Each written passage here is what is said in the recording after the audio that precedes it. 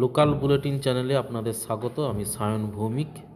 একটি বিশেষ গুরুত্বপূর্ণ তথ্য আপনাদের সঙ্গে আমি শেয়ার করতে চাই। তথ্যটা হচ্ছে, মধ্যপ্রদেশের নিমচে এলাকায় প্রায় 20 জন শিশুকে মৌমাছির ঝাঁক থেকে বাঁচাতে নিজের জীবন উৎসর্গ করলেন অঙ্গনওয়াড়ি রাঁধুনি কাঞ্চনবাই মেঘওয়াল। শিশুদের মাদুর ও ত্রিপল দিয়ে ঢেকে দিয়ে নিজে অসংখ্য মৌমাছির দংশন সহ্য করেন তিনি।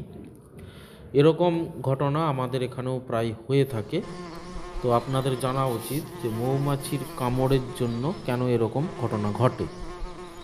মৌমাছির হুলে এক ধরনের বিষ থাকে। বিষটা অ্যাকচুয়ালি ওদের শরীরের প্রোটিন, যে প্রোটিনটা আমাদের শরীরে ন্যাচারাল নয়, আনন্যাচারাল।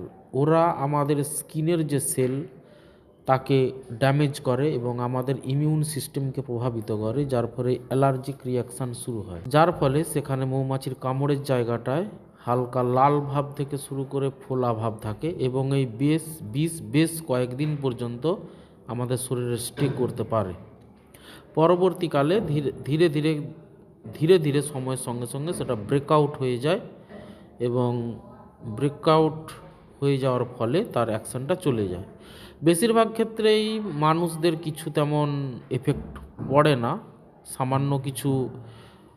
সামান্য কিছু অ্যালার্জিক রিয়াকশান ছাড়া। কিন্তু কোনো কোনো ক্ষেত্রে এর প্রভাব মারাত্মক হতে পারে, এমনকি জীবনহানিও হতে পারে যাদের অ্যালার্জিক রিয়াকশান খুব বেশি।